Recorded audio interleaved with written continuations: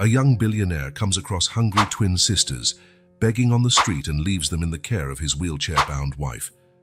But when he returns home, he finds her in tears at what they've done. Jack's Patek Philippe watch read 3:43 p.m. when he decided to do something he hadn't done in years: walk aimlessly through the streets of San Francisco.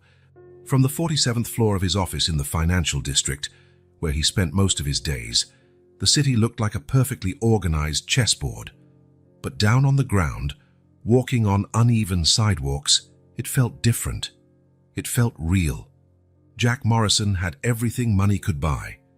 At 32, his artificial intelligence startup had been sold for billions, and he now ran a tech empire that never stopped growing. His face often graced the covers of business magazines, always with the same practiced half smile and the distant gaze that had become his trademark. That autumn afternoon, something felt different. The weight of emptiness in his luxury penthouse, with its view of the bay, seemed more suffocating than usual. Investor meetings, strategic decisions, endless video conferences, it all seemed to have lost its meaning. That was when he dismissed his driver, loosened his Hermes silk tie, and started walking. The neighborhoods changed as he moved away from the financial center. Mirrored towers gave way to older buildings, the luxurious storefronts replaced by modest establishments. Jack hardly noticed where his feet were taking him, immersed in thoughts about how his life had turned into a string of numbers in a bank account. That was when he saw them. Two small girls, identical as drops of water, sitting on the sidewalk in front of a closed store. They couldn't have been more than 5 years old. Their tangled brown hair framed dirty faces, bearing a maturity far beyond their years. One of them held a plastic cup containing a few coins, while the other hugged her knees, shivering slightly in the cold afternoon air. Jack stopped. Something about this scene kept him from doing what he would normally do: avert his eyes and move on. It was the girls' eyes that captivated him, big, green, and luminous, like uncut emeralds.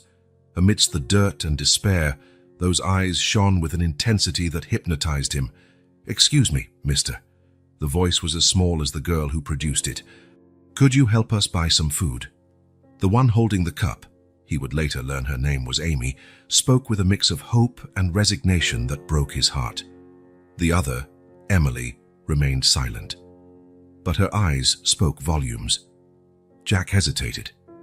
Years of cultivated cynicism in Silicon Valley had taught him to distrust everything and everyone. His rational mind started listing all the reasons this could be a trap, a scam, a risk. But there was something stronger than his reason at that moment.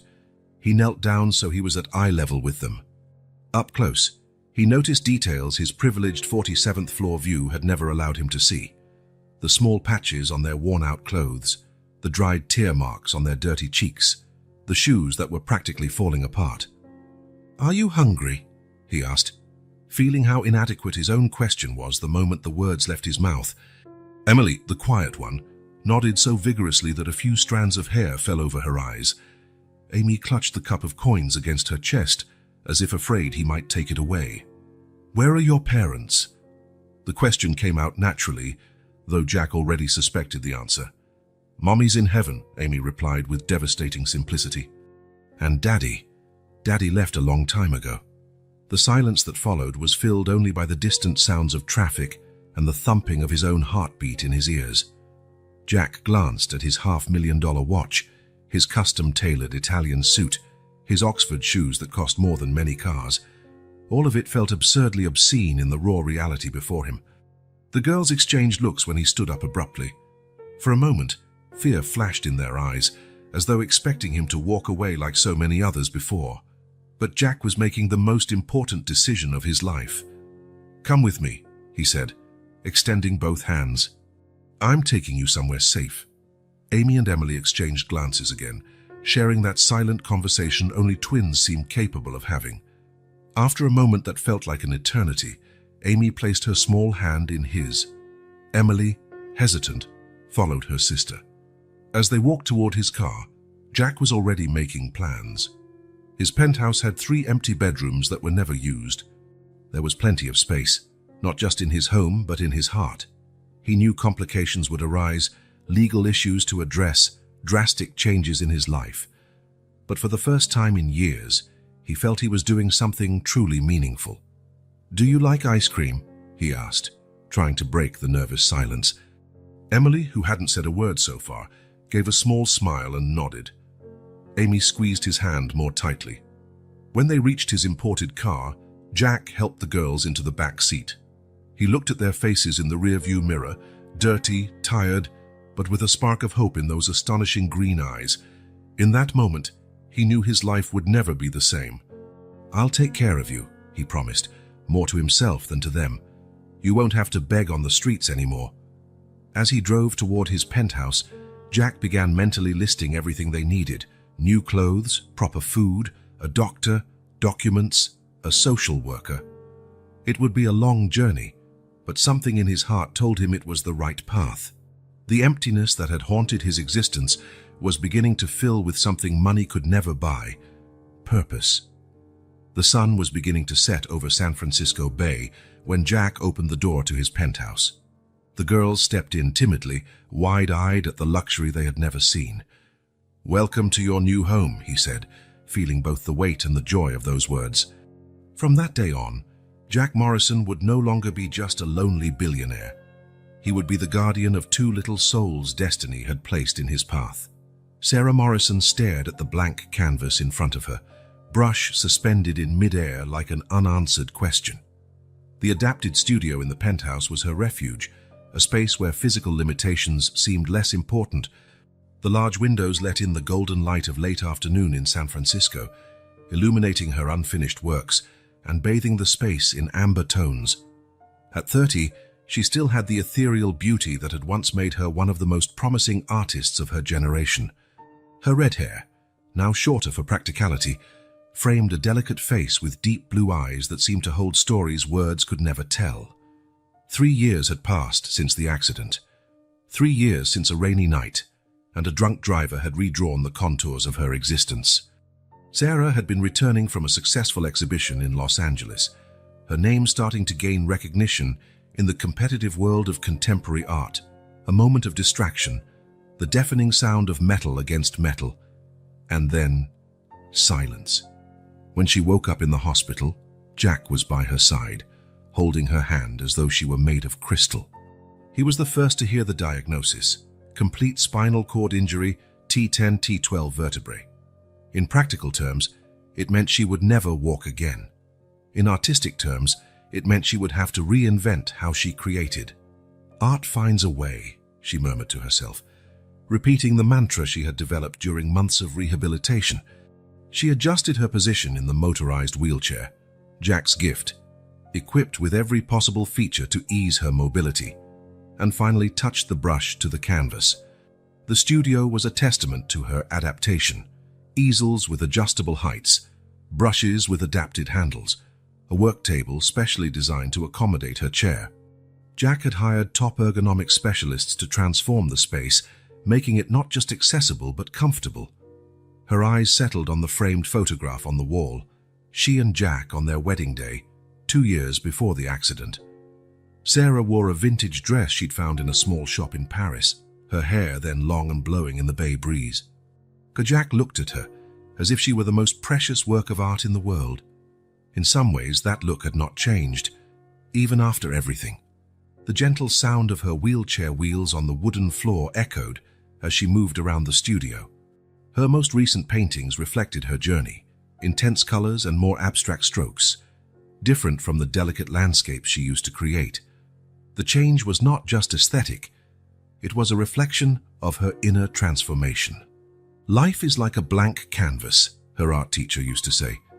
"No matter how many times you have to start over, there's always room to create something new." Those words took on a new meaning after the accident. Each day was an exercise in recreation, of discovering new ways to express what her soul needed to say. The challenges were constant. There were days when frustration consumed her, when her fingers couldn't do exactly what her mind envisioned, or when exhaustion made every movement a monumental effort. But there were also victories. Her first exhibition after the accident, the online art lessons she began giving to other people with disabilities, and the blog she maintained about art and accessibility. Sarah adjusted the strategically placed mirror that allowed her to see her works from different angles, without having to move too much. It was yet another practical adaptation she had incorporated into her routine. Every detail of her life had to be rethought, reorganized, readapted. Her relationship with Jack also evolved. Their love, already strong, gained new dimensions. He never treated her with pity, something she feared more than any physical limitation. Instead, he became her partner in rediscovering possibilities, her support in moments of doubt, her companion in small daily victories. Sometimes, Sarah found herself wondering how different her life would be if the accident had never happened. Would she be exhibiting in international galleries? Would she have a studio in Paris, as she had always dreamed? But she learned that such thinking was a dangerous trap. The present was her blank canvas, and she chose daily to fill it with color, even if using brushstrokes different from what she had originally envisioned. Adapting to her new reality was not just physical. She had to develop a new relationship with time, with space, with her own body. Physical therapy sessions became part of her routine, as did regular visits to doctors and specialists. Jack insisted on hiring the best professionals, dedicating an entire floor of the penthouse to a complete rehabilitation area. Her relationship with art also evolved. If her creations had once been about what she saw, now they were about what she felt. Her paintings gained an emotional depth that surprised critics and admirers. Pain, overcoming, and rediscovery all appeared on her canvases through more vibrant colors and bolder compositions. Mrs. Morrison, the voice of Clara, her personal assistant, broke her train of thought. "It's time for your appointment with the occupational therapist." Sarah smiled, cleaning her brushes with practiced, precise movements. Routine was important, an anchor on days that sometimes felt overwhelming. Her occupational therapist, Dr. Martinez, had become a crucial ally in her adaptation journey, always bringing new techniques and tools to facilitate her artistic work. As she maneuvered her chair toward the elevator, Sarah reflected on how her idea of success had changed. Before the accident, success meant recognition, exhibitions in major galleries, and positive reviews in art magazines. Now success meant being able to paint for hours without exhaustion, inspiring other disabled people not to give up on their dreams, and finding beauty in her new way of existing. The sun began to set over San Francisco Bay, painting the sky with the same vibrant colors Sarah now used in her paintings. From her privileged view in the studio, she could watch the city transform as night fell. It was a constant reminder that everything is in perpetual change. The colors of the sky, the seasons, the paths life leads us down. Sarah adjusted her posture in the chair, a movement as natural as breathing. Tomorrow would be another day of discoveries, challenges, and, who knows, maybe another canvas filled with the colors of her new reality. For now, she allowed herself to simply watch the sunset, silently grateful that she could still create beauty, even if in a different way than she had once planned. The sun had already set when the private elevator to the penthouse opened. Sarah was in her studio finishing another painting session when she heard voices in the hall. One of them Jack's, but there were others, softer, that she didn't recognize. Intrigued, she maneuvered her wheelchair toward the living room. "Sarah?" Jack's voice held a hesitant tone she rarely heard. "Honey, I'm home and I'm not alone."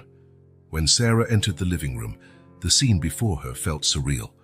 There was her husband, still wearing his expensive executive suit, but with his tie loosened and his hair disheveled, holding hands with two small girls who looked like they had stepped out of a dark fairy tale, dirty in worn clothes, but with stunning green eyes that shone with a mix of fear and curiosity. "Jack!"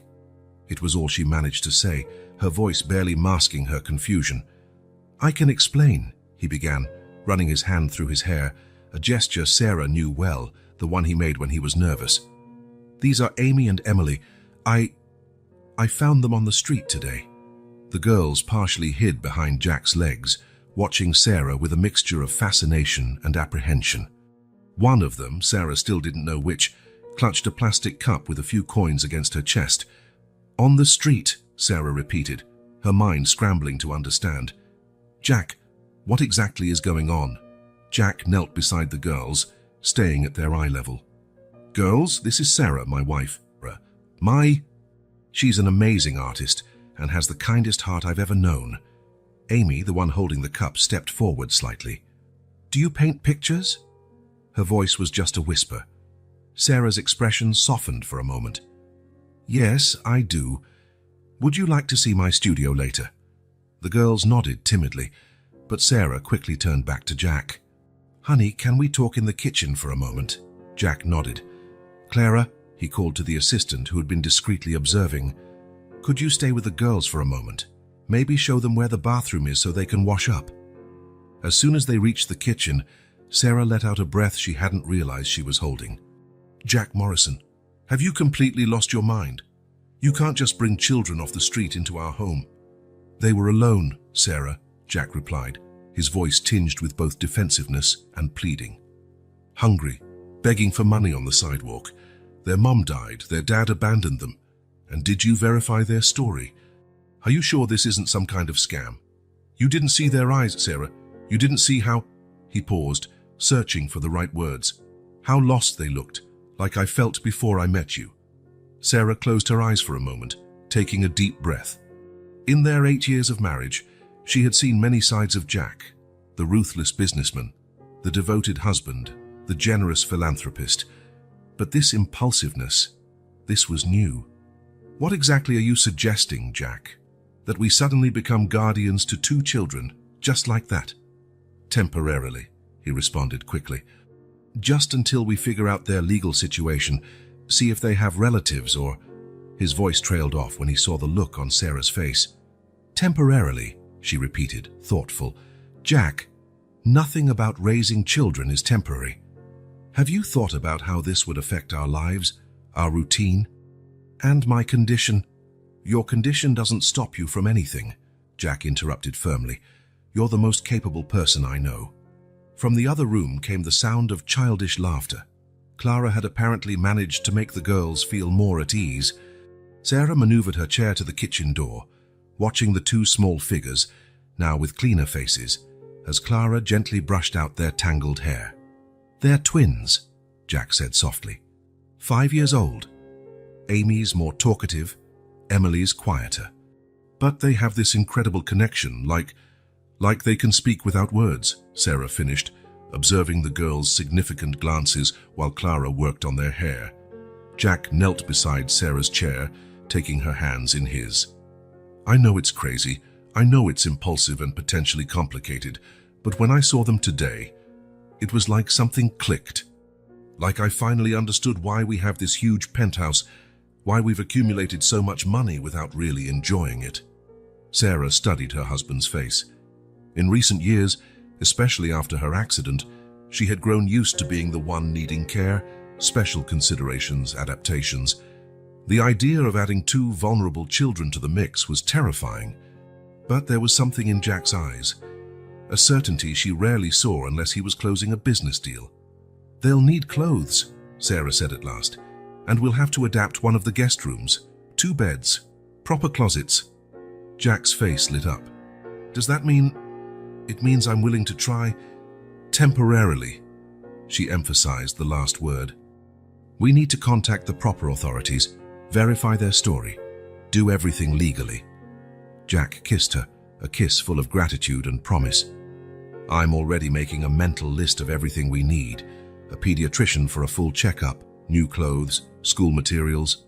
One thing at a time, Sarah cut him off with a smile. First, I think they need a warm bath and a good meal. As if on cue, one of the girls' stomachs growled audibly, followed by embarrassed giggles. Sarah maneuvered her chair back into the living room.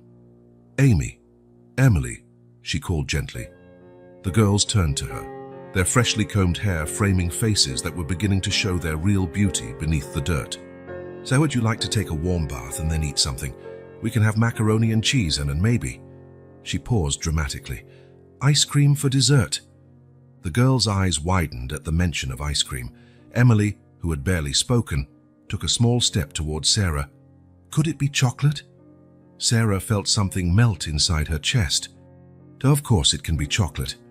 While Clara took the girls for a bath, Sarah watched Jack making phone calls to his lawyer, to a social worker he knew, to a department store that agreed to deliver children's clothing even at that hour. He was in problem-solving mode, the same approach he used for sealing multi-million-dollar deals. "Jack," she called when he paused between calls, "are you really sure about this?" He sat on the arm of the sofa next to her chair. "No," he admitted with a crooked smile, "but I'm sure that with you by my side, we can make it work." Sarah took his hand, intertwining her fingers with his. Outside, San Francisco's lights began to dot the night, and somewhere in the apartment came the sound of childish laughter mixed with running water. Their organized, predictable life was about to change completely, and surprisingly, she wasn't as frightened as she should be. "Temporarily," she repeated, more to herself than to Jack. "Temporarily," he agreed, though they both felt the weight of that well-intentioned lie in the word. That night, while watching Jack awkwardly help the girls eat their macaroni without making too big a mess, Sarah thought about how life had a curious way of redirecting our paths. 3 years earlier, an accident had completely changed her life. Now, an impulsive decision by her husband was about to change it again. The sound of clinking utensils, timid laughter, and hushed conversation filled the penthouse that always seemed too large. Sarah observed the girls, now clean, wearing Jack's oversized t-shirts as improvised nightgowns, their brown hair still damp from the bath, their green eyes shining with what looked like hope. "Just for now," she murmured to herself, but in her heart, she already knew that some impulsive decisions have the power to change destinies forever. The first week with Amy and Emily brought challenges neither Jack nor Sarah had foreseen. On the first morning, Sarah found them sleeping on the floor beside the bed, the soft mattress apparently too strange for bodies used to sidewalk concrete. Emily hid pieces of bread under her pillow, a habit formed from the fear of not having anything to eat the next day. "It's so soft," Amy whispered that first morning, touching the Egyptian cotton sheets as if they were something precious. "Feels like a cloud." Jack divided his time between corporate responsibilities and a thorough investigation into the girls' background. His law firm scoured records and certificates, searching for any information that could explain how 2 children so young ended up alone on the streets. "We found their mother," he informed Sarah one night after the girls were asleep. "Elizabeth Parker, 28 years old, died of pneumonia 8 months ago. She was living in a shelter with them." "And the father?" Sarah asked, adjusting her wheelchair to face him. "Thomas Parker. History of substance abuse. Abandoned the family when they were 2. We still haven't located him." While Jack dove deeper into his investigation, Sarah faced the challenge of connecting with the girls despite her physical limitations. She found her way through art. She turned one of the studio walls into a collaborative mural, where the twins could paint freely at their own height while she worked at hers. "Each color tells a different story," Sarah explained, as she handed out brushes and paints. "Red can mean love or anger. Blue can mean sadness or calm." Amy, always more expressive, dipped her brush into yellow paint. "What about this color? What story does it tell?" "Yellow is joy, sunshine, new beginnings," Sarah smiled. "What do you feel when you paint with it?"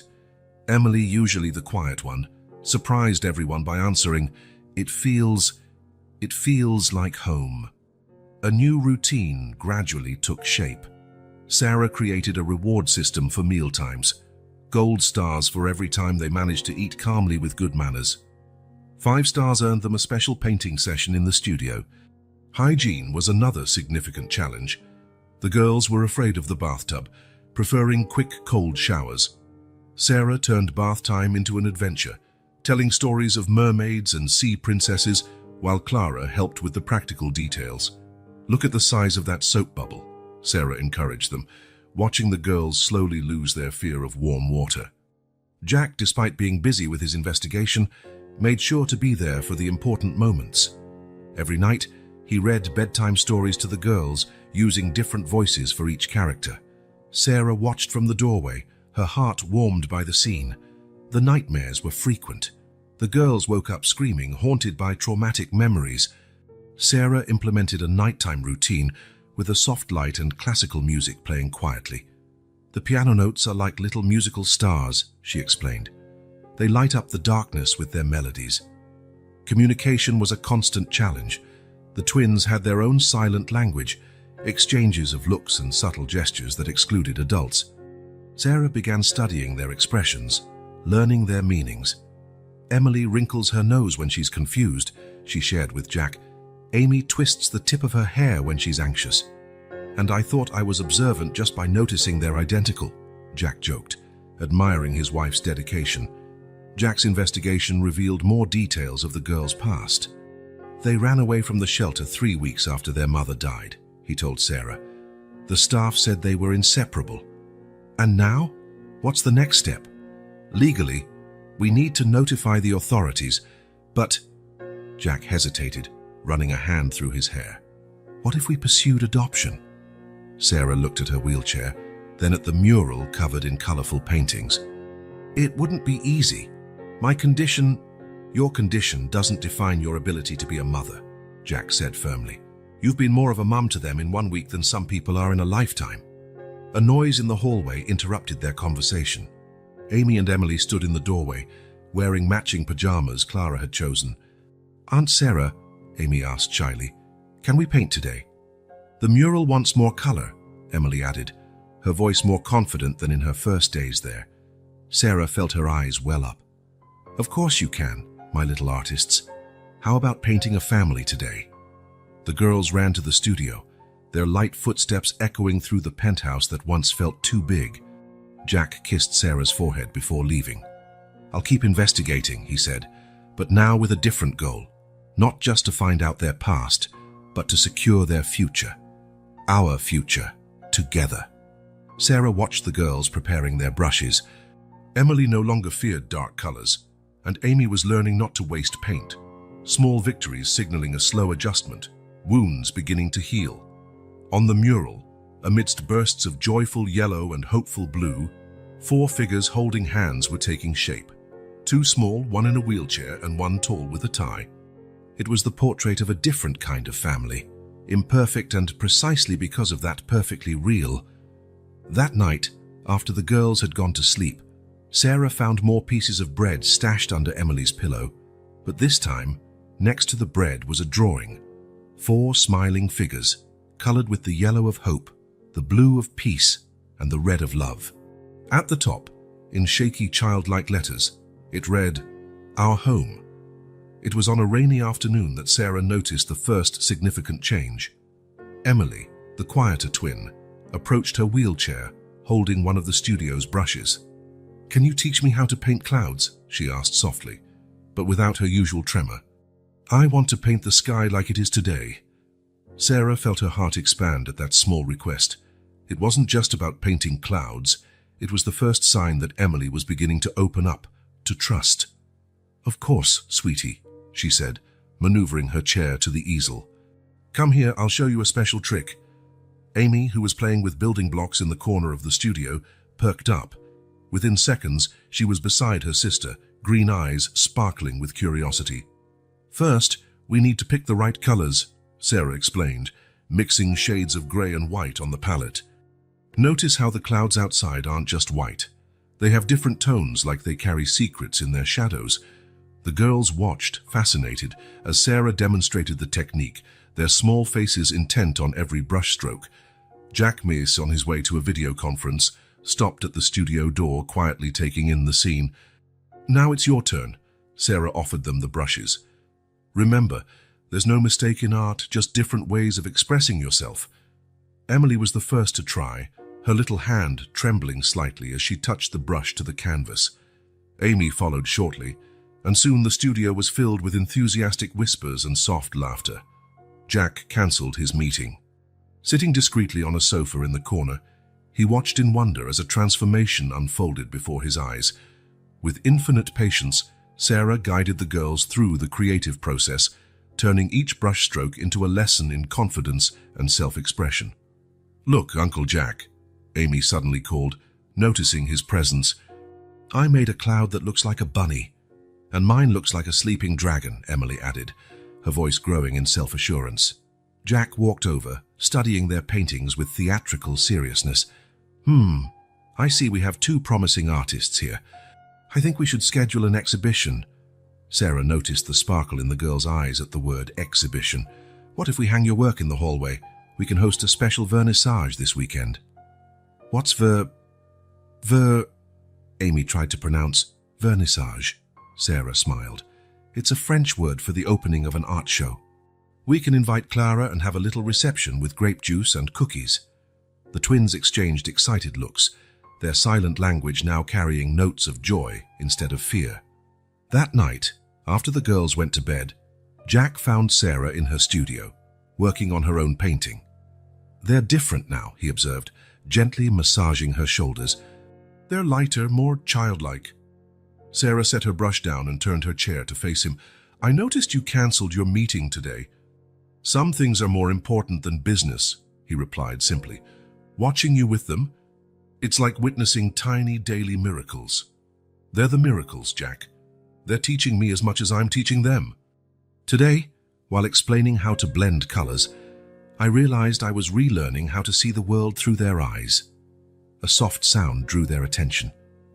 Amy stood in the doorway, clutching her newly acquired stuffed rabbit. I can't sleep, she murmured. Emily can't either. Rather than sending her back to bed as they might have done in the first weeks, Sarah opened her arms. Amy ran into her lap, and moments later Emily appeared, as if sensing her sister's absence. How about a story about magical colors? Sarah suggested, settling them both in her chair. Jack pulled the sofa closer, forming a small, cozy circle. Once upon a time, Sarah began, there were two little painters who discovered their brushes had special powers. Every color they used transformed not just the canvas, but also the hearts of those who saw their paintings. The girls listened, spellbound, their eyes growing heavier with sleep. Jack watched his wife weaving the story, blending elements of the day with touches of fantasy, creating a world where art had the power to heal all wounds. When they finally carried the girls back to bed, already fast asleep, Jack noticed something different in the room. The pieces of bread Emily used to hide had been replaced with brushes and small sketch pads. They feel safe now, Sarah whispered, adjusting the blankets. They're finally beginning to believe they don't have to be ready to run anymore.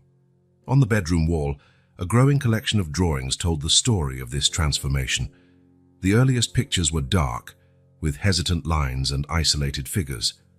But the more recent ones burst with color, showing 4 figures always together, 2 small, one in a wheelchair, and one tall with a tie. Sarah, Jack said softly as they left the room, I don't think I can imagine our life without them anymore. Me neither, she admitted, taking his hand. It's like they were always meant to be part of our story. We were just waiting for the right moment to find them. The next day, the studio gained 2 small work tables perfectly sized for the girls. Jack had specially ordered them, each with drawers for materials and a small gold plaque bearing their names.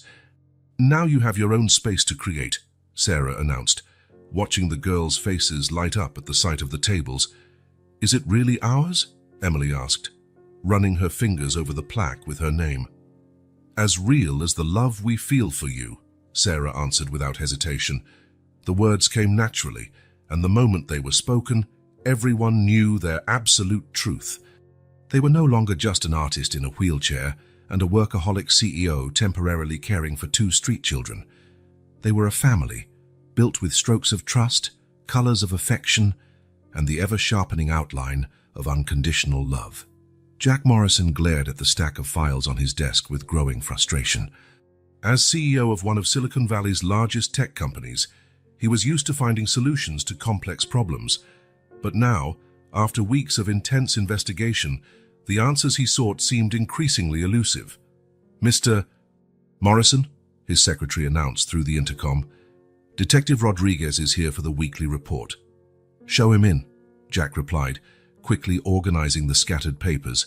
Rodriguez was one of the best private investigators on the West Coast, with decades of experience handling intricate cases. Jack had hired him the day after he found the twins, instructing him to spare no resources in uncovering their background.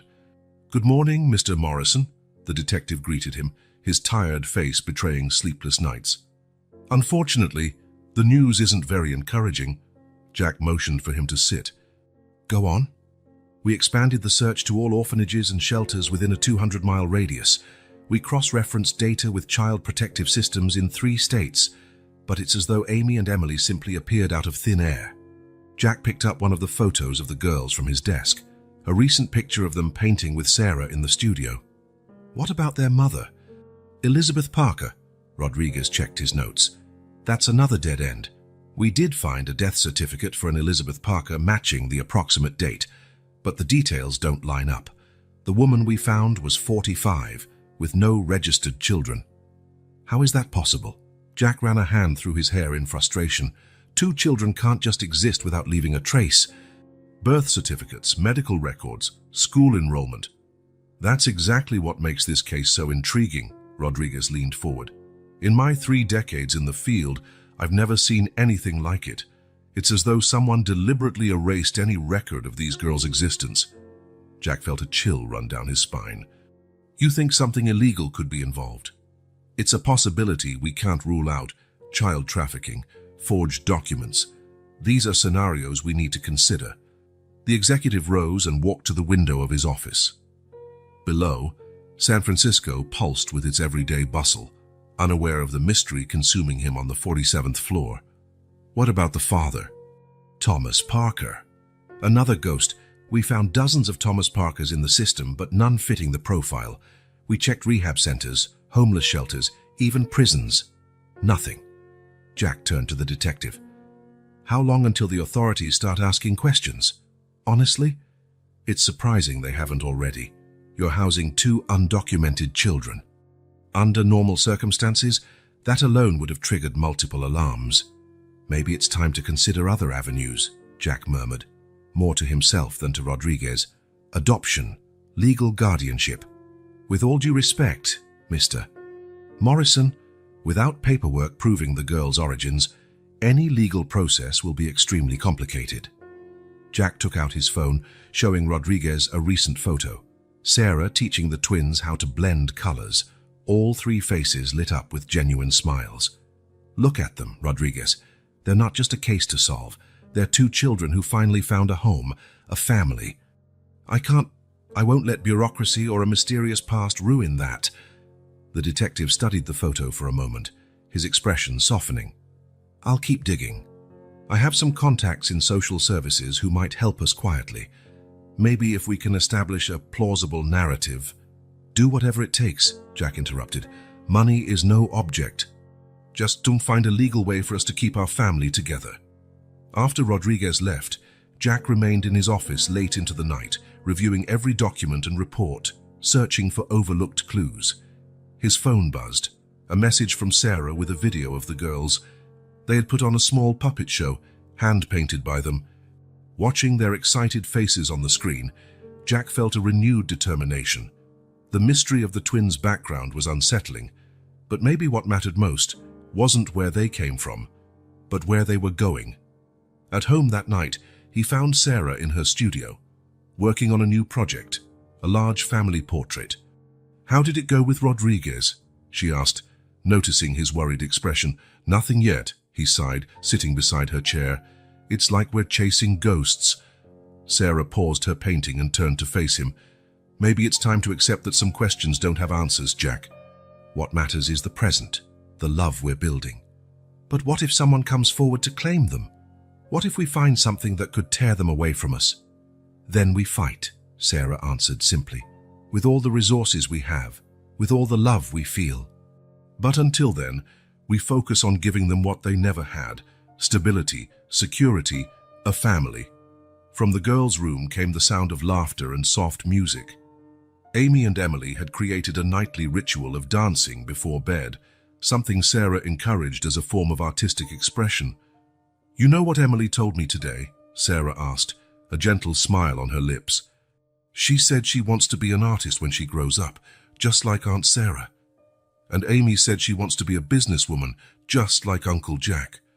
But only if she can still paint in her spare time. Jack felt his eyes fill with tears. They really have become ours, haven't they? They always were, Sarah replied, turning back to her portrait. On the canvas, 4 figures were taking shape, united not by blood but by something equally strong: choice, love, and destiny. I'll keep looking, Jack said after a moment of silence, not to question who they are or where they came from, but to make sure their future with us is legally protected. Sarah nodded, understanding. In her portrait, the twins' figures were brought to life with vibrant colors, their expressions capturing the joy that now filled their daily lives. The mystery of their origins might remain unsolved, but their story, their true story, was only just beginning. Morning arrived much like any other since the twins' arrival. Sarah awoke to the sound of hesitant little footsteps in the hallway. Amy and Emily were still unsure about entering the couple's bedroom without an invitation. Jack had already left for the office, leaving a loving note on the bedside table. "You can come in, sweethearts," Sarah called, shifting in her wheelchair. The girls appeared at the door, already dressed in the clothes Clara had laid out, their hair still slightly mussed from sleep. "Aunt Sarah," Amy began, holding her sister's hand. "Can we paint today?" Sarah smiled, noticing Emily clutching a new paintbrush, a gift from Jack the night before. "Of course we can, but first, breakfast. How about pancakes?" The kitchen soon filled with the aroma of melting butter and children's laughter. Sarah had developed tricks for cooking from her wheelchair, and the girls loved to help, even though it meant more mess than usual. "Can I pour the syrup?" Emily asked shyly, surprising Sarah with her initiative. "Sure, sweetie. Just be careful not to—" Too late. The syrup trickled off the plate, forming a small puddle on the table. Instead of panicking as they might have in their first days, the girls just laughed and helped clean up. After breakfast, they headed to the studio. Sarah had prepared a special activity for the day, a large blank sheet spread out on the floor, where the three of them could work together. "Today, let's try something different," she announced, handing out paints and brushes. "How about drawing our family?" The twins exchanged glances, that silent communication Sarah was still learning to decipher. For a moment, she feared she might have gone too far, touched a still healing wound. "Our family for now?" Amy asked cautiously. Sarah felt her heart constrict. "Yes, love. Our family as it is now." The girls leaned over the paper with surprising focus. While working on her own part of the drawing, Sarah observed them, moved by how seriously they treated the task. The day flew by in a whirl of brushstrokes and soft conversation. Clara brought lunch to the studio, and they set up an impromptu picnic among canvases and easels. Late in the afternoon, when the golden light of the sun flooded through the large windows, Sarah noticed something special in the girls' drawing. In vibrant colors and childlike lines, their family was represented. Jack, standing tall, smiling in his ever-present tie, Sarah in her wheelchair with red hair shining, and the two girls, one on each side, all holding hands. But it wasn't just the depiction that moved her, it was the attention to detail. The flowers drawn on her wheelchair wheels, the little stars on Jack's tie, the identical smiles on the twins' faces. It was a portrait of love and belonging. Sarah didn't realize she was crying until she felt a small hand on her face. "You don't like it, Aunt Sarah?" Emily asked, worried. "No, sweetheart," Sarah sobbed, pulling them both into a hug. "I love it. It's the most beautiful picture I've ever seen." When Jack arrived home that night, he found Sarah alone in the studio, still contemplating the drawing. The tears had dried, but her eyes remained red. "Sarah, what happened?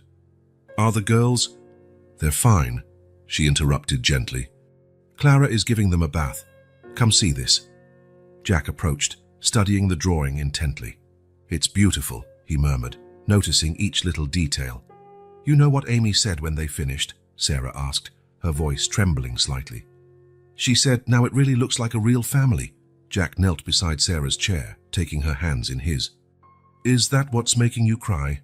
"Partly," she breathed. "Jack, remember how we used to talk about having children before the accident?" He nodded, his expression softening with understanding. The accident hadn't just taken her ability to walk, it had also taken her ability to bear children. "I always dreamed of being a mother," she continued, her hands gripping his.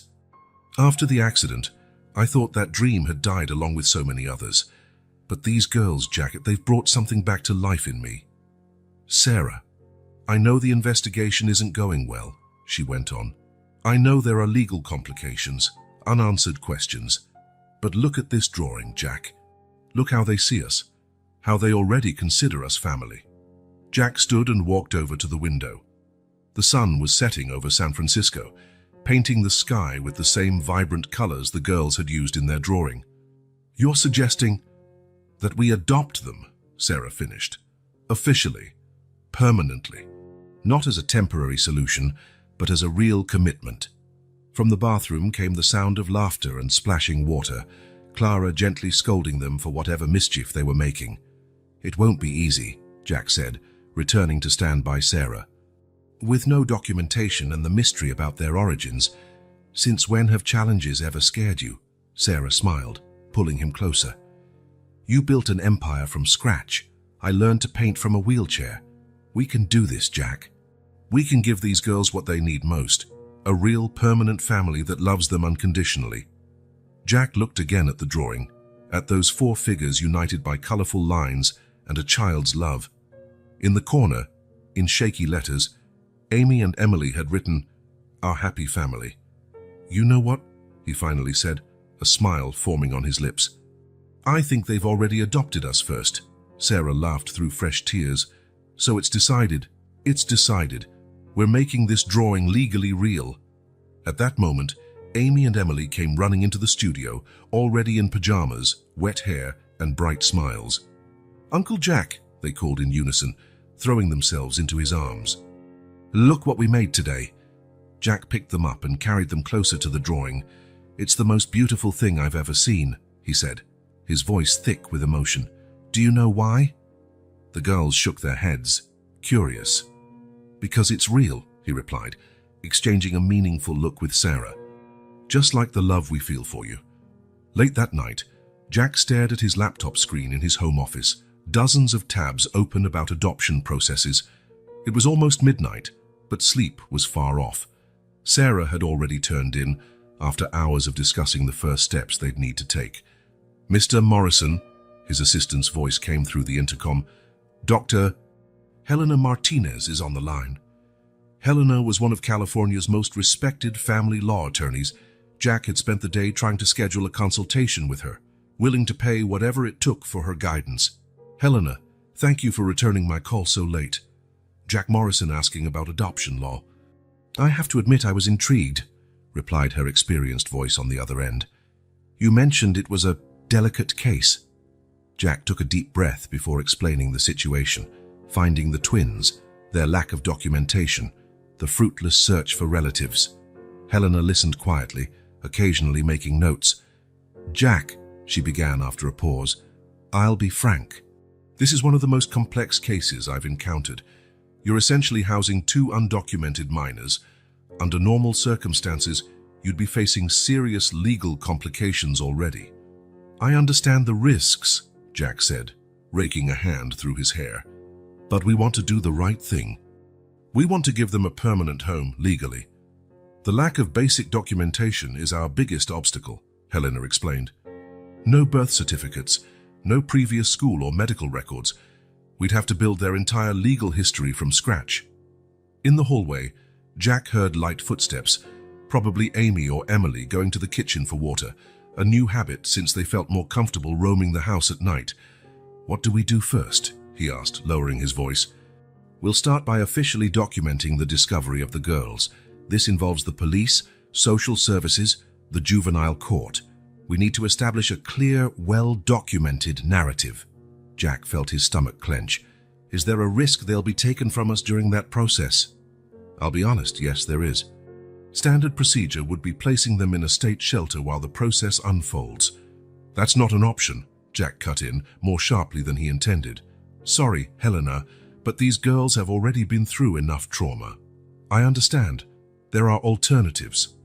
We can request immediate provisional custody, given the bond that's already formed, and your obvious ability to provide a stable environment."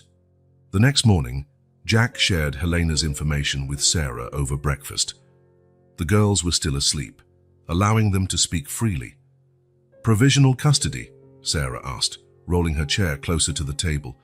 "For how long?" "Helena says it might take months before we secure permanent adoption, but provisional custody would give us legal rights to keep them with us during the process." Sarah took a sip of her coffee, deep in thought. "What about my condition? Could it affect our chances?" That was the first thing I asked, Jack smiled, taking her hand.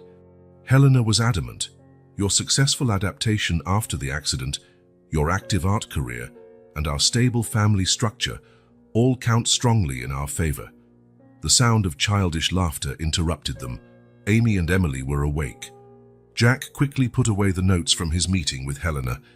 "Good morning, little artists," Sarah smiled, opening her arms for the routine morning hugs they'd all grown to love. "Uncle Jack, you're not at work today?" Amy asked, noticing his unusual presence at that hour. "I have some important meetings here at home," he answered, exchanging a significant look with Sarah. "Actually, after breakfast, Mom and I want to talk to you about something special." He only realized what he'd said when the words were already out. He had called Sarah Mom. The silence that followed was deafening. The girls glanced at each other, their green eyes wide. Sarah froze, her coffee cup midway to her lips. Emily spoke first, in her soft voice, almost a whisper. Can we call you that, Mom and Dad?" Sarah felt tears well in her eyes. "If you want to, my love, if that's what your hearts desire." Amy approached Sarah's chair, her small fingers tracing the pattern on the armrest. "But what if someone comes for us, our other mommy?" "She's in heaven," Emily finished, her voice shaking.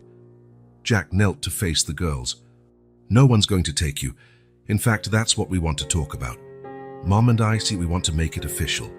We want you to be our daughters, not just in our hearts, but on paper too." "Like a real family?"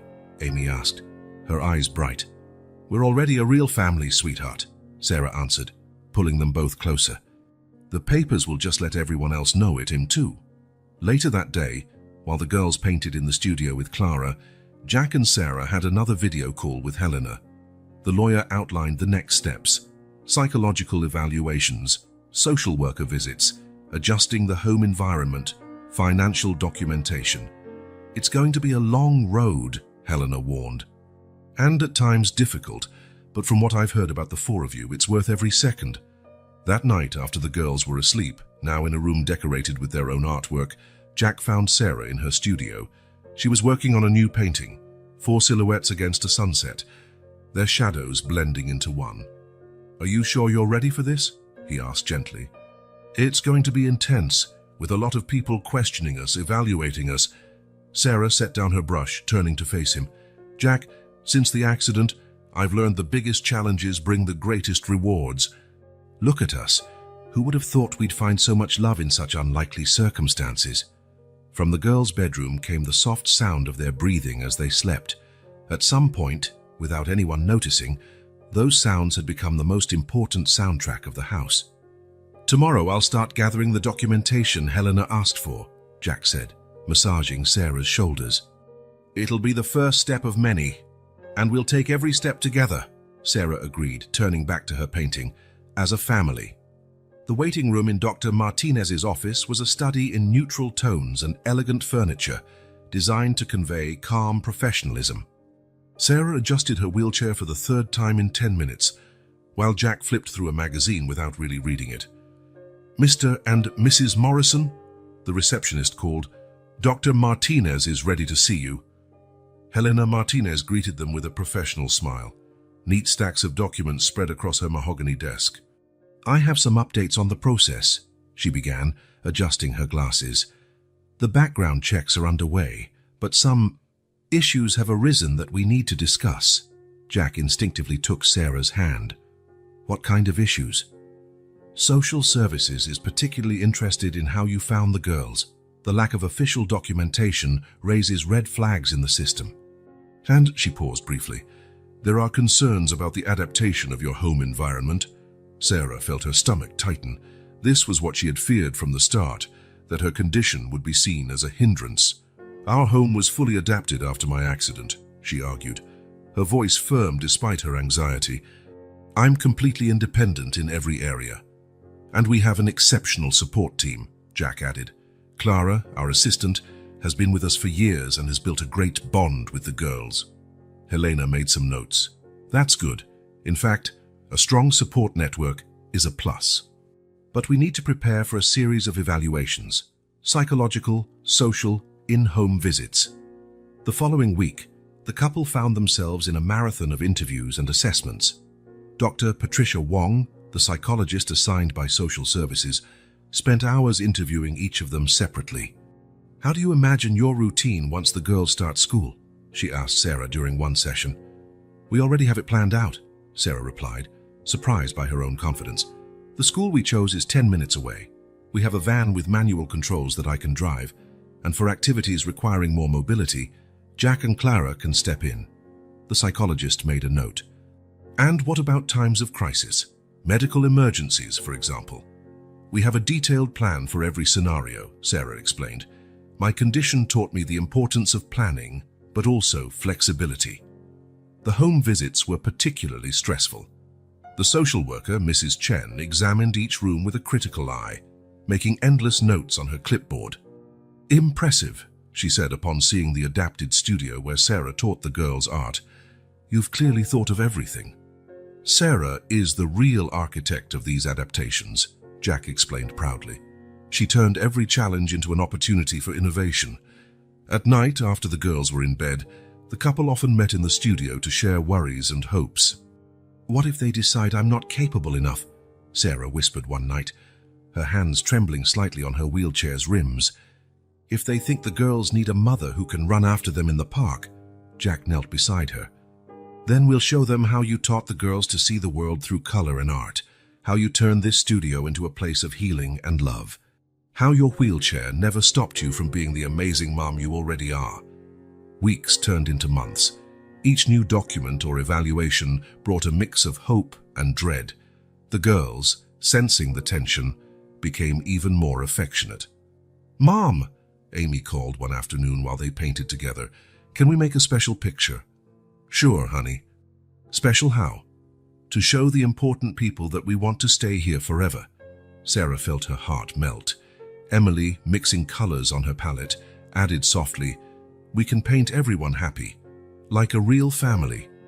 The finished painting became a centerpiece during the final home visit. Hanging in the living room, it showed the family in various moments. Sarah teaching the girls to paint, Jack reading bedtime stories, all of them together in the winter garden they'd created in the penthouse. "Remarkable," Dr. Wong said during that last visit. "In all my years of evaluation, I've rarely seen such a genuine connection between potential parents and children." Mrs. Chen agreed, closing her folder of notes. "The home adaptations are exemplary, and most importantly, you've created a loving, stable environment that's clearly helping the girls thrive." Finally, after what felt like an eternity of assessments, Helena called them in for a pivotal meeting. "The preliminary report is positive," she announced, a rare smile softening her professional demeanor.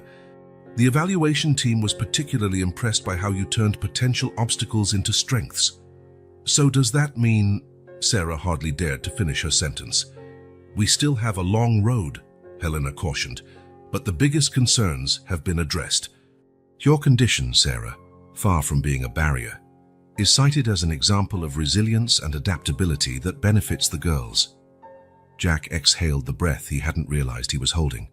"What are the next steps?" "We'll keep moving forward with the legal process, now focusing on the girls' documentation. But I can confidently say you've overcome some of the biggest hurdles." That night, the family celebrated with a special dinner.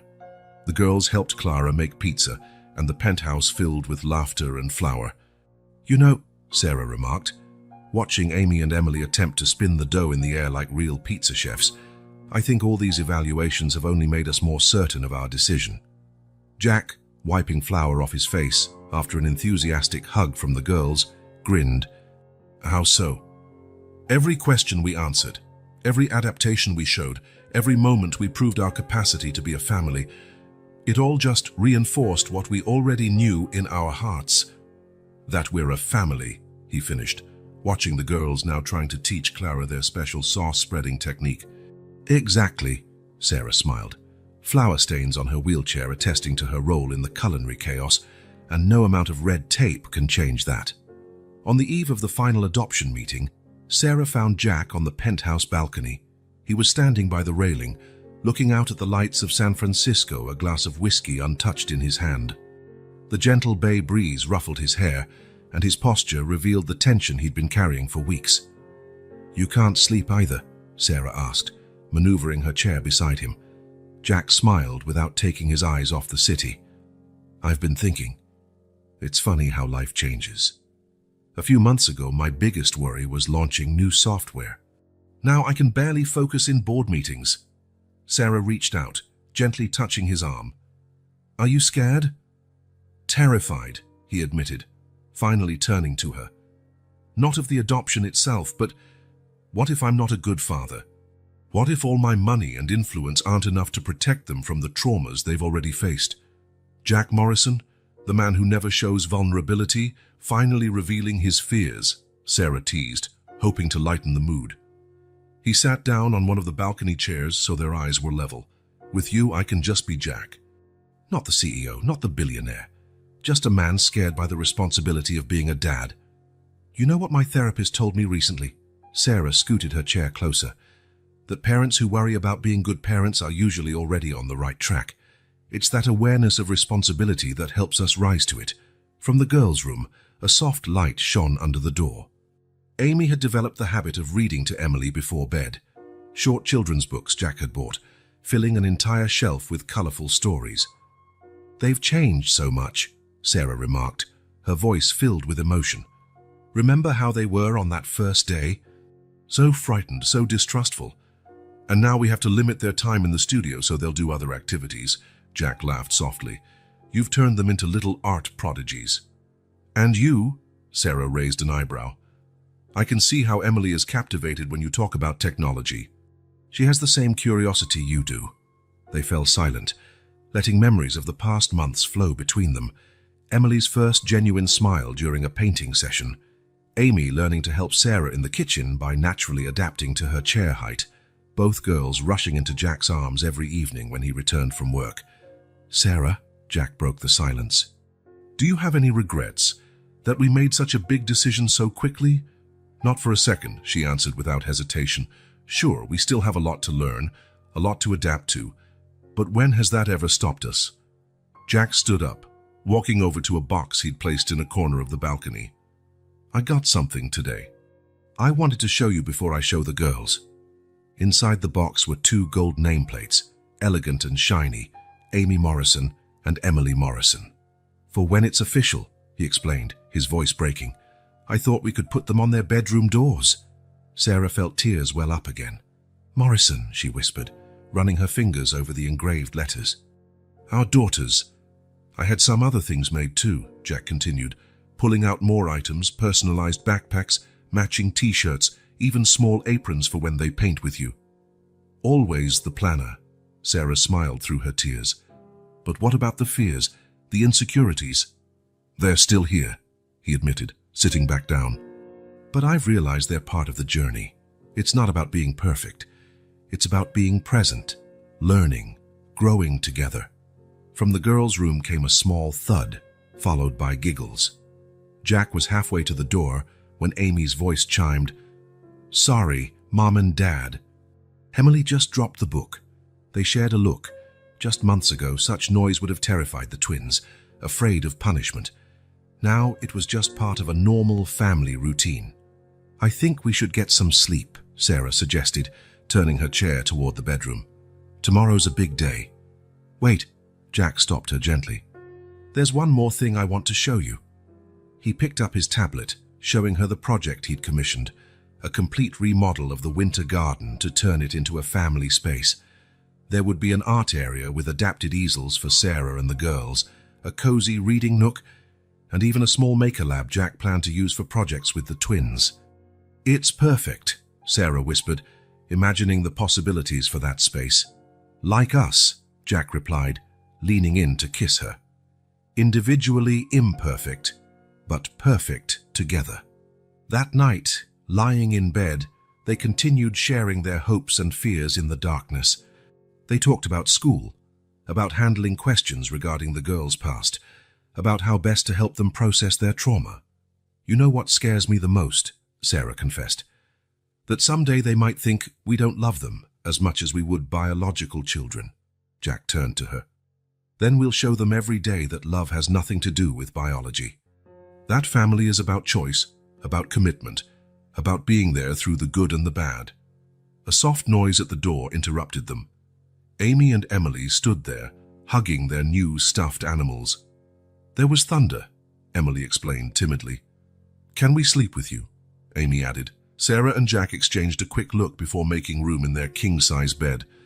Within seconds, the girls were snuggled between them, their small bodies relaxing in the safety of closeness. Is tomorrow the important day? Amy asked sleepily. Yes, sweetheart, Sarah replied, stroking her hair. Tomorrow we take another step toward officially becoming a family. But we already are a family, Emily murmured, almost asleep. Here, she pointed to her heart before drifting off. Jack met Sarah's gaze over the girls' heads. In that quiet moment, they shared more than words could convey, their fears, their hopes, their certainty that no matter the challenges ahead, they would face them together.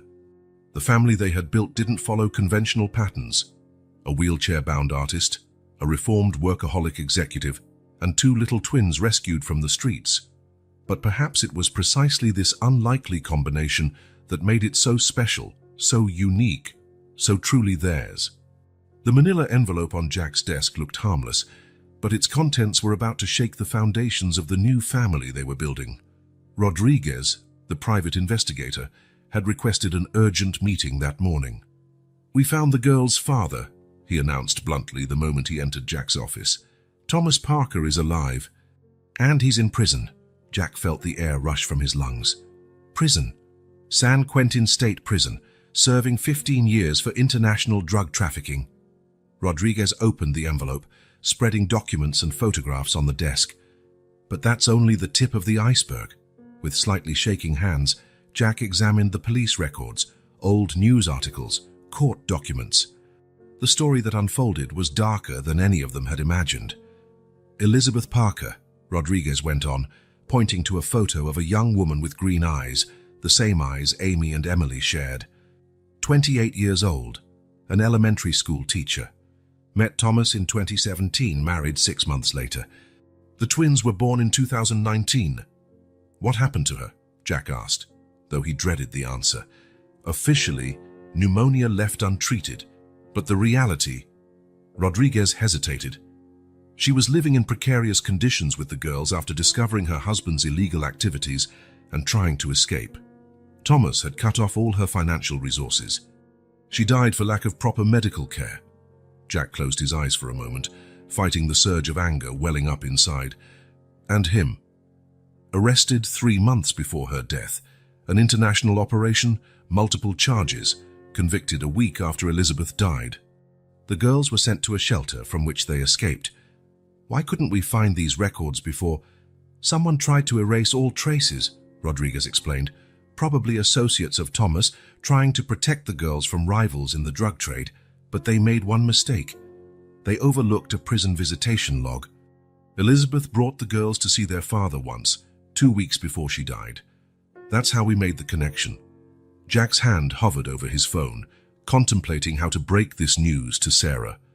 There's one more thing, Rodriguez added, cautious. Thomas Parker still has parental rights. Even from prison, he could challenge the adoption. The office sank into a heavy silence. Outside, San Francisco continued its frenetic pace, unaware of the drama unfolding on the 47th floor. I need to talk to Sarah, Jack finally said, standing up. Keep digging. I want to know everything. Contacts in prison, possible associates still free, anything that could threaten the girl's safety. At home, he found Sarah in her studio, working on a new painting, a portrait of the girls laughing during a painting session. The everyday scene, so full of joy and innocence, made his heart ache even more. Sarah, he called softly. We need to talk.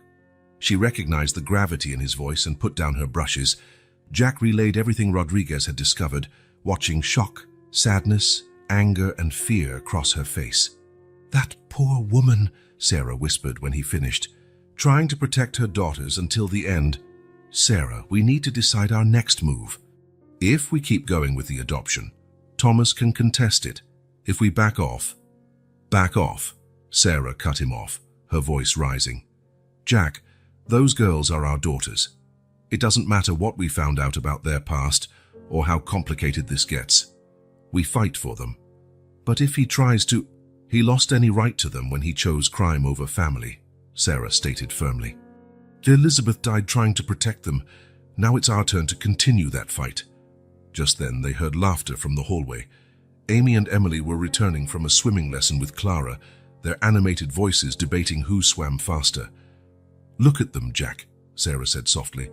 They're finally real kids, unafraid, not hungry, not weighed down by trauma. We can't let the past steal that from them. Jack knelt beside Sarah's chair, taking her hands in his. We'll need specialized legal help. Helena needs to know about this immediately. Then call her. Hire the best lawyers in the country if we have to. But we don't give up. The girls entered the studio, their hair still damp from the pool, smiles bright on their faces. Mommy, Daddy, look what we learned today. Sarah and Jack exchanged a meaningful glance before turning to the girls with brave smiles. Those two little survivors had already endured more hardship in their few years than many adults. Now they had a chance at a real childhood, unconditional love, family. Later that night, after the girls were asleep, the couple held a video conference with Helena. The lawyer listened carefully to Rodriguez's findings. I won't lie, she said after a moment of thought. This complicates things, but it also gives us a clear direction. We can argue abandonment, negligence, criminal environment. Those are solid grounds for terminating parental rights. What about the girls' safety? Sarah asked, worry evident in her voice. I'm already reaching out to contacts who can discreetly monitor any suspicious movements linked to Thomas Parker in prison. You have the resources and influence to protect them, something their biological mother sadly lacked. Jack wrapped his arms around Sarah, feeling his determination grow stronger.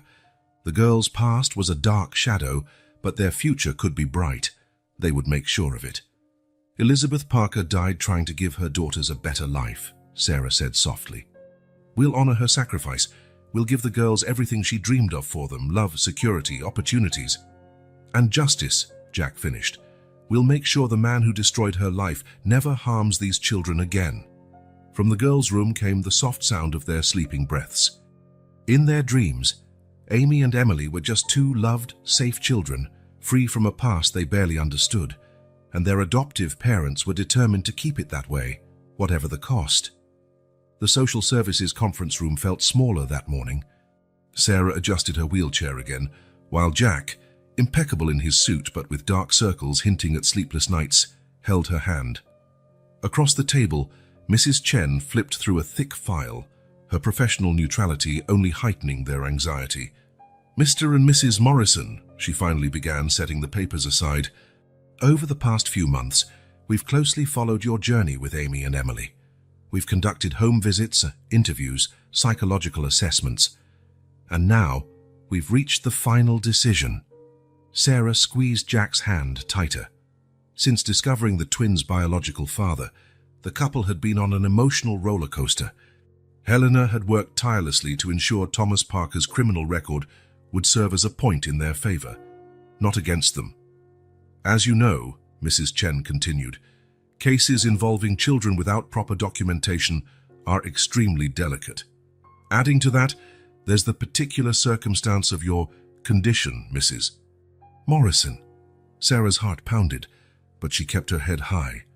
Over the past few weeks, she'd meticulously documented every moment with the girls, proving her wheelchair had never hindered her role as a mother. However, and here for the first time, a small smile appeared on the social worker's face. Rarely in my career have I seen such a clear case of positive transformation. The girls have shown remarkable progress in all areas: emotional, social, educational. She opened a folder of photographs, Amy and Emily on their first day, thin and fearful, and now smiling and healthy, painting in the studio with Sarah, reading bedtime stories with Jack. You haven't just provided a safe, loving environment, Mrs. Chen continued. You've turned challenges into opportunities. Mrs. Morrison's condition, which initially concerned us, has proven to be a source of inspiration and adaptability. The girls have learned important values of perseverance and resilience. So that means Jack could barely finish his sentence. It means my final recommendation is entirely in favor of adoption, she confirmed, smiling fully now.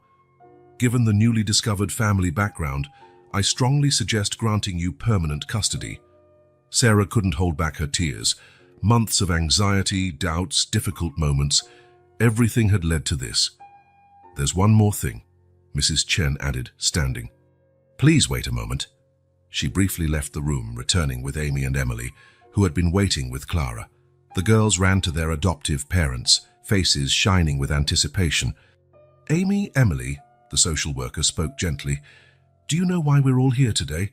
So we can have papers saying we're a real family, Amy answered promptly, while Emily nodded, clinging to the arm of Sarah's wheelchair. Exactly, Mrs. Chen smiled. And do you want that? Do you want Mr. and Mrs. Morrison to be your parents, officially? They already are, Emily said, surprising everyone with her clear, decisive voice. We just need the paper to say so. The simplicity and certainty of her response moved everyone in the room. Jack knelt to hug the girls, while Sarah pulled them onto her lap, not caring that her wheelchair barely had space for both. Well, Mrs.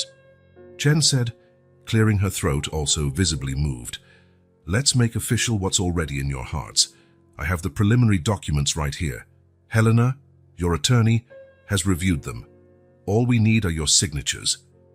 While Jack and Sarah signed the papers, the girls watched in fascination. To them, they were just scribbles on paper, but they felt the moment's significance in the adult's barely contained emotion.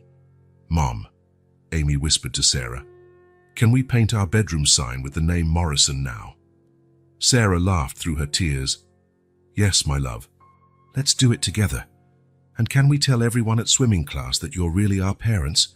Emily asked, her green eyes glowing. You can tell the whole world, Jack answered, signing the last document with a flourish. Mrs. Chen collected the papers, stamping them with a formality that contrasted with the deeply emotional mood. Congratulations, Morrison family. The process still has some bureaucratic steps, but the most important part is done. You are, for all intents and purposes, a family. Leaving the social services building, they found Clara waiting with a small cake and balloons. She had become an indispensable part of their unconventional family, and her tears of joy were as genuine as theirs. To celebrate, she said, handing the cake to the girls to carry carefully. On the way home, Amy and Emily couldn't stop making plans. They wanted a party to celebrate.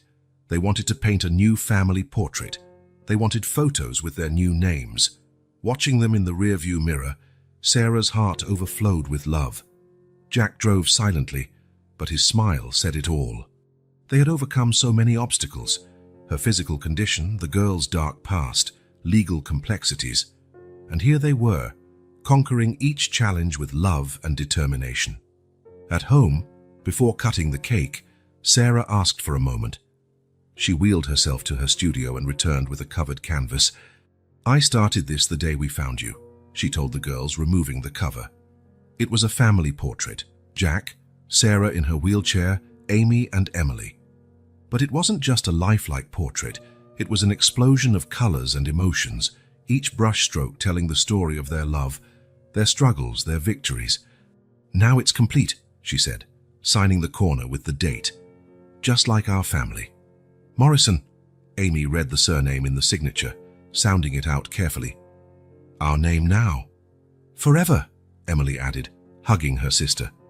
Jack looked at his family, his wife, the resilient artist who overcame every limitation with grace, his daughters, who had turned their pain into hope, and himself, a man whose heart had learned to love in ways he never thought possible. The final decision wasn't just in the documents they signed that morning. It was in every smile, every hug, every shared moment. It was in the certainty that no matter what challenges awaited, they would face them together as a family. Preparations for the adoption ceremony turned the Morrison penthouse into a whirlwind of activity. Sarah set up a memory corner in part of the studio, where she and the girls worked on a special scrapbook documenting their journey together. Look, Mom, Amy exclaimed, holding up a photograph. This is from our first day here. Sarah looked at the image with a lump in her throat. Two scared, wary girls sitting timidly on the living room sofa. Next to it, Amy placed a more recent photo, the same two girls out, now smiling and confident, painting in the studio. "It's amazing how much you've changed," Sarah remarked, adjusting her chair to better see her daughter's work on the scrapbook. "We didn't change," Emily quietly corrected, decorating the photos with little butterfly stickers. "We just became who we always were inside." Jackie, passing through the studio at that moment, stopped at his daughter's words. It was stunning how Emily, once so silent, now voiced such profound thoughts. "Come see this," he called, carrying a mysterious box. The girls ran to him, curious. "The dresses for the ceremony have arrived." Inside the box were two identical light blue dresses with little embroidered flowers at the hem. Amy immediately held hers against her body, twirling around the room, while Emily ran her fingers over the delicate fabric, as if she couldn't believe it was real. "They're like princess dresses," Amy sighed. "You are our princesses," Sarah smiled, watching them admire their new clothes. "But do you know what's more special than any dress?" The twins turned to her, expectant. "The love that brought us here," she finished, opening her arms for the hug she knew was coming. The girls ran into her lap, a gesture they had perfected in recent months. Jack watched, heart full, and grabbed his camera, a new habit he'd acquired, wanting to document every precious moment, and photographed his three girls in a warm embrace. "Dad, too!" Amy called, extending her hand. They squeezed together for a selfie, laughter and hugs blending in the frame. Clara, entering with a tray of freshly baked cookies, captured the moment on her own camera. "Look at this family," she said, setting the tray on a table. "Who would have thought Mr. Morrison? The man who once lived only for work."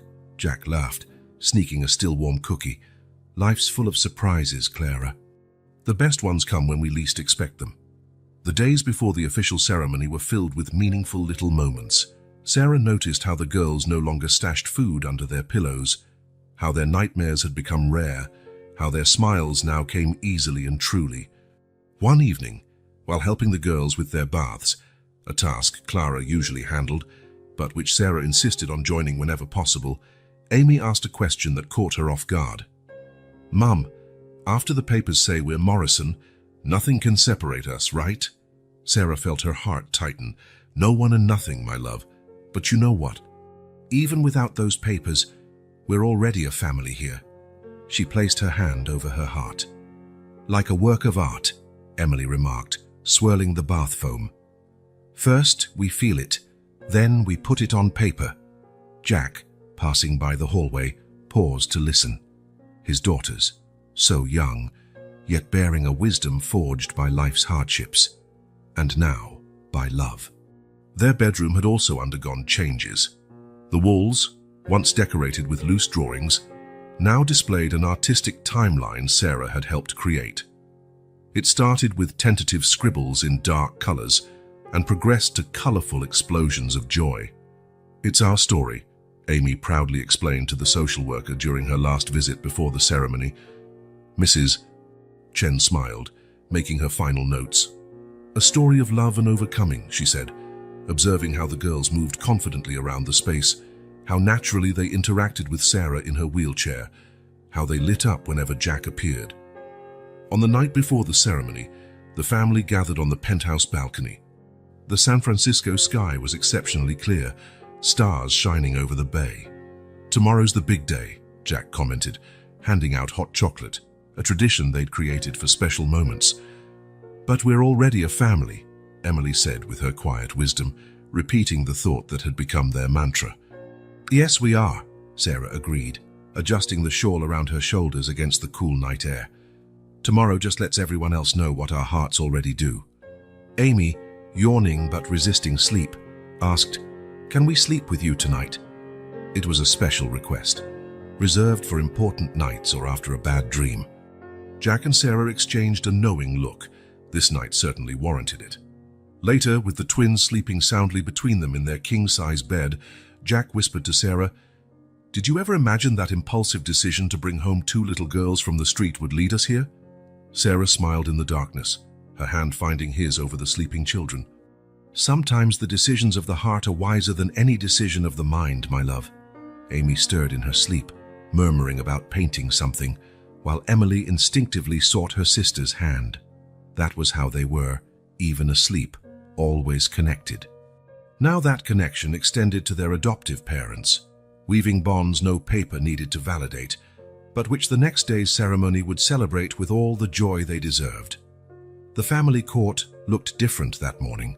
Someone, likely Clara, had discreetly decorated the usually austere room with small, colorful floral arrangements. Amy and Emily, in their light blue dresses, held hands as they watched the judge with a mix of excitement and nervousness. Sarah, wearing an emerald green dress that matched the girl's eyes, kept a calm demeanor in her wheelchair, though her heart raced. Jack, flawless in his dark suit, stood by her side, occasionally squeezing her shoulder in silent support. "We are gathered here today," Judge Martinez began, her typically stern features softened by a smile, "to celebrate something very special, the formalization of a family that love has already built." The girls instinctively moved closer to their adoptive parents. Emily, usually the quieter one, surprised everyone by speaking up. "Can we call them Mum and Dad now so everyone can hear?" The judge smiled. "Yes, sweetheart, that's exactly why we're here." The formalities proceeded with touching solemnity. Jack and Sarah reaffirmed their commitment to love and protect the twins. The judge read the official documents, each word resonating in the room like music. "Amy Morrison and Emily Morrison," she pronounced their new legal names, "you are now, legally and officially, the daughters of Jack and Sarah Morrison." Amy was the first to cry, silent tears of joy streaking her cheeks. Emily hugged her, and soon both ran into Sarah's arms, while Jack wrapped them in a family embrace that spoke louder than any document. "Now," Amy sobbed happily, "now everyone will know." The small celebration that followed at the Morrison penthouse was intimate but meaningful. Clara had prepared all the girls' favorite foods, and Sarah's studio was adorned with paintings illustrating the family's journey, from the very first hesitant sketches to the newest, bursting with color and joy. "Look what I've got," Sarah announced, maneuvering her chair toward a covered canvas. When she unveiled the painting, everyone was left breathless. It was a family portrait, but not just any portrait. Sarah had captured each person's essence, Jack with his protective gaze, herself in her wheelchair with brushes in hand, and the girls, oh, the girls, they were depicted as they were now, smiling and secure. Yet their shadows showed the children they had once been, a reminder of the journey traveled. "It's perfect, Mum," Emily whispered, gently touching the canvas. "Like us," Amy added, hugging her sister. Jack looked at his three girls, his wife, the warrior artist who overcame every obstacle, and his daughters, who had transformed pain into hope, and felt his heart overflow. Who would have thought that a random walk through San Francisco streets would change their lives so completely? Later, as the small party wound down, they all gathered once more on the balcony. The sun was setting over the bay, painting the sky with the same palette of colors that now filled the studio. "What now?" Amy asked, settling onto Sarah's lap. "Now we start a new chapter," Jack replied, Emily dozing in his arms.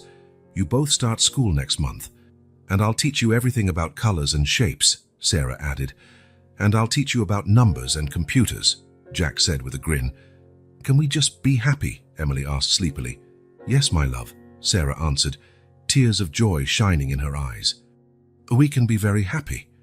The future stretched out before them like a blank canvas, ready to be filled with strokes of love, splashes of laughter, and textures of shared experiences.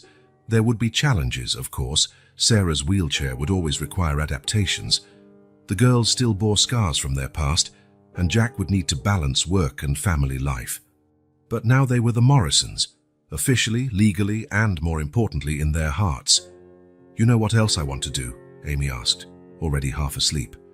"What is it, sweetheart?" Jack asked softly. "Paint our future, all bright and colorful." Sarah exchanged an emotional glance with Jack. Their daughters, who had known so much darkness so early, now talked only of color and light. "And we will," Sarah promised. "Every day, every moment, every dream." On the horizon, the last hues of daylight gave way to the first stars. Emily was already sound asleep, and Amy fought to keep her eyes open. The moment was perfect in its simplicity, in its completeness. "Forever," Amy murmured before finally succumbing to sleep.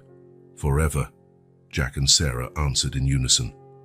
And there, under the starry San Francisco sky, the Morrison family, complete, official, and real, embraced not just the present, but all the possibilities the future held. A future to be painted with the colors of love, resilience, and the joy only a true family, built by love and choice, can create. It was only the beginning of their story together, but it was already, without a doubt, the most beautiful work of art Sarah had ever created, the greatest success Jack had ever achieved, and the truest home Amy and Emily could have dreamed of finding.